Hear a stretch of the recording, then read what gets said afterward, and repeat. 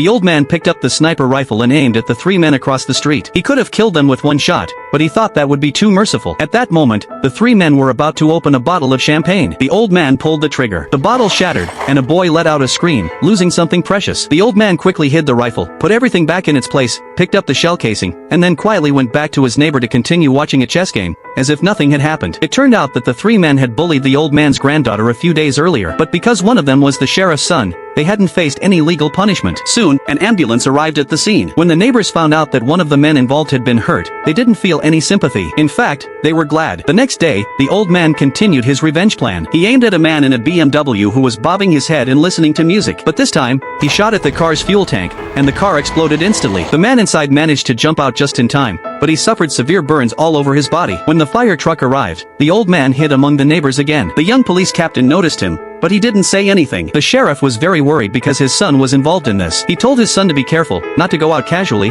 or go near windows. The old man saw that his granddaughter's mood was gradually improving and began to hesitate about whether to continue his revenge. Soon, the sheriff brought people to search the old man's house. He suspected the old man, but without any evidence, he couldn't arrest him. They searched carefully for a long time but didn't find anything. Just as the police were about to leave, the girl's aunt happened to come back from her trip to get the key to the 14th floor. The sheriff decided to search the 14th floor. The old man felt uneasy. When they got to the 14th floor, the sheriff stood by the window and saw his son's apartment. He then turned to look at the nervous old man. At that moment, the officers found a suspicious item in a cabinet. But when they opened it, it was just a roll of white paper. The old man breathed a sigh of relief, but the sheriff was already convinced that he was the culprit. Worried about his son's safety, the sheriff grabbed the old man and shouted at him. But the old man just said, "It's too late." The sheriff rushed back home, but the next moment, tragedy struck. His son, fearing an attack, had mistaken his father for an intruder and shot him dead. The old man's secret remained uncovered, and everything returned to normal. The old man couldn't figure out where the sniper rifle he had hidden on the 14th floor had gone, until one day, he ran into the young police captain, who took out the missing sniper rifle. It turned out that the captain had also felt sympathy for the girl and had helped the old man in secret. In the end, the old man went back home and watched his granddaughter sing a beautiful ballad. He knew she was gradually recovering from the trauma.